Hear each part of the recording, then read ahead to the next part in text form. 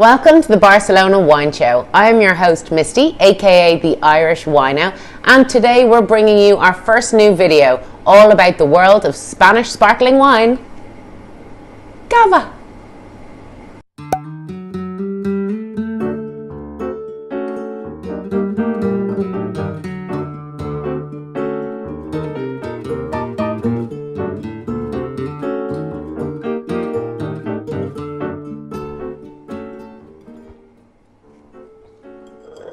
Amazing. So what is Cava? Most people think of it like a cheap man's champagne, which is very unfair and really not accurate. So it started in about the late 1800s when a man called Joseph Ravantos, who is part of the family from the Corderno winery here in Penedès in Catalonia. And what happened was he went to France and saw the method they used, which is called method tradicional, or the traditional method. And he thought, hang on, we have grapes, we have wine, we can do this. And so he brought all of those ideas back home with him to Catalonia. And then they began to produce the first sparkling wines under the name Champagne originally. It wasn't until around 1986 when we joined the EU, and coincidentally, the year I was born, that definitely has something to do with it, that it was actually started being called Cava officially. That was when the DO was recognised. Obviously, the French weren't too happy that we robbed their process of making sparkling wine and took it for ourselves. So what grapes are allowed into Cava? Like any DO in Spain, there's a lot of different rules and regulations that you have to follow. We're going to talk a little bit later about how that's kind of up in the air in the moment too. But historically speaking, the most traditional grapes will be Xarel-lo, Macabeo and Periada.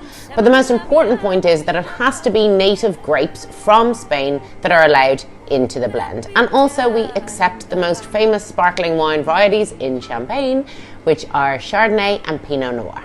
One of the most interesting things to remember is the Cava DO is actually the only DO that's not associated with a geographical location, which basically, in normal person speak, means that you can produce Cava from any region in Spain, and the grapes can come from any vineyard in Spain. It's not tied down to a certain geographical location. So where is Cava made? 95% of Cavas are made in Penedès, right here in Catalonia. So just below Barcelona and above Tarragona, it's just sandwiched there in the middle. Okay, so let's get down to it. How is Cava actually made? Like I said at the start of the video, it is the exact same process as champagne, okay? It's called method tradicional, or the traditional method, which basically means the second fermentation happens within the bottle. Unlike Prosecco, which has gotten a lot of coverage in the last few years, Prosecco is made almost in an artificial sense. That's made in a huge big vats, okay, rather than in this tiny little space in the bottle. So it all starts with the winemaker, and he basically decides, what type of Cava do I want to make? Do I want to make a young, fresh aperitif style, or do I want to make something a little bit more interesting, a little bit more depth, okay? So when he has his base wine, and it's very important to know that they will do all of the fermentations separately with each of the grapes. So they have their wine, they're happy, they're ready to start making their Cava. And here's where the interesting side starts. So they will get their base wine and they'll pop it into a glass bottle, just like this. And into the bottle, they will add sugar and yeast. And it's a bit of a Pac-Man game going on. You have the yeast going around, eating the sugar in the bottle. And what that does is it causes the second fermentation to start, and it causes all those bubbles. When this is all happening, and when they've added all the stuff they need to add, they will put the wine bottles into big, long wooden racks with holes in them. And when they put it in there, a guy who has an amazing name, career goals, he is called the Riddler. So he sounds like something out of a Batman movie. But the Riddler has a very important role, and he will come in every day, kind of for about 6 to 8 to 9 months maybe, and he will lift and twist the bottle by a fraction. So it starts like this, but it's going to end up a bit like this. And what that does is it gets the Pac-Man game moving in that bottle and gets all of that second fermentation happening. So the bottle eventually ends up like this. So all the yeast will have slid down. It's kind of dead yeast at this stage. It's done its job. Now the bottle is ready to go into the aging process. Okay, so let's talk about the aging process, okay? The aging process is before the disgorgement happens, which we'll talk about that a little bit later. But if you want to buy some Cava today, which I hope you will because it's delicious, but if you want to buy some and you want to pick what kind of style that you would like. The best way to do that is by looking at the little circular stickers on each bottle, and that'll give you an idea of the style to expect.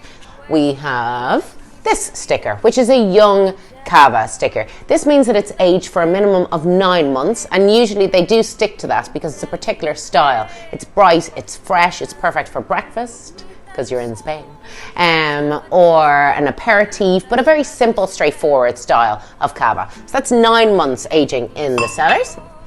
The next one to look for is a green sticker. A green sticker is Reserva. It's a minimum of between 15 to 18 months of aging. So with that, you'd expect a little bit more structure, a little bit more balance, a little bit more depth to the Cava. So you could have it maybe with food, for example, especially seafood or hamon, because those bubbles really cut through the grease of meats very, very well. And then finally, we have our Gran Reserva. And Gran Reserva has a lovely black and gold, the prettiest sticker to go for. You can really expect a lot more nuttiness, toasted kind of notes. Bread is something that comes up a lot, but overall a really more luxurious, creamy style Cava. And that has been aged for at least 30 to 40 months, typically speaking, and they are usually the higher end of quality when it comes to Cavas. So that's how you'll know how to go into a shop and pick your style of Cava. So we're going to go back and talk a little bit about now the disgorge, or actually removing that yeast out of the bottle, because let's face it, you don't want to open a bottle of Cava, pour yourself a little drink and have a lump of yeast come out in your glass. They will get the bottle, they will freeze the bottle top. Now, at this point in time, there's no cork on the Cava bottle. It's basically like a beer cap, okay? They'll freeze the top of it, and then they'll pop off the top. Out will come that frozen yeast pellet, that dead Pac-Man, and they will cork and cage the bottle. If they want it a little bit sweeter, they will add in a little bit of like a sugar alcohol source, which has to be very precise. I'll give you more of that in the details below the video. And then their Cava is complete. They will then cork and cage it. One other thing, all Cava bottles have a very deep indent on the bottom.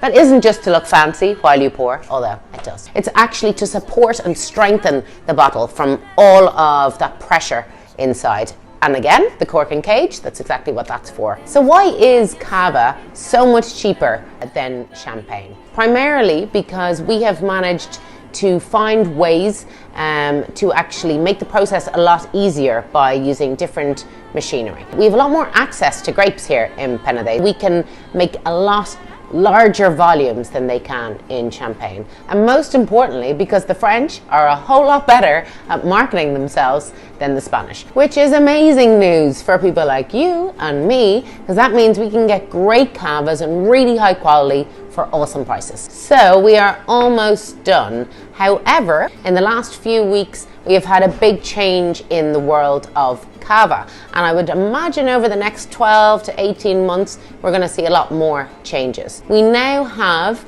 a new brand which consists of 9 other very famous Cava brands. Sorry, I can't say Cava anymore, of natural sparkling wines from Spain brand, who have gathered and joined together and are now basically producing their sparkling wines under one major group. So it's Corpinat, and Corpinat is, Corp is like the heart, and Pinat comes from the origins of the word Penedès, where we see all Cavas coming from. And what it is much more of a focus on the vineyards and where those grapes are coming from. So all of the 9 Cava producers who are now included in Corpinat will now not have the label of the DO Cava. They will now be out of the DO Cava. Their aim is to produce Cavas of a higher quality and from biodynamical vineyards, ecological processes, with a lot more respect for the grape, the vineyards,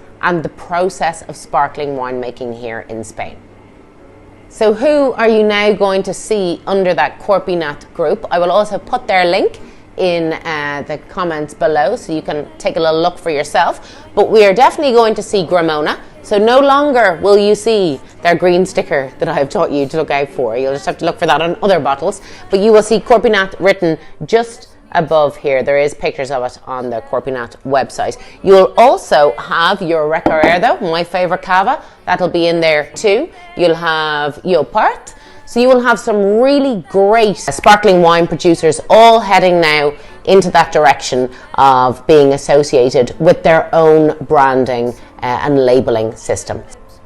So now you are an expert on Cava and Spanish sparkling wine, if we're going to be very PC about it. Now all that's left to do is for you to go and enjoy some with friends and family and to pick the Cava that is best for you. So I've got mine and I'll see you back here next time.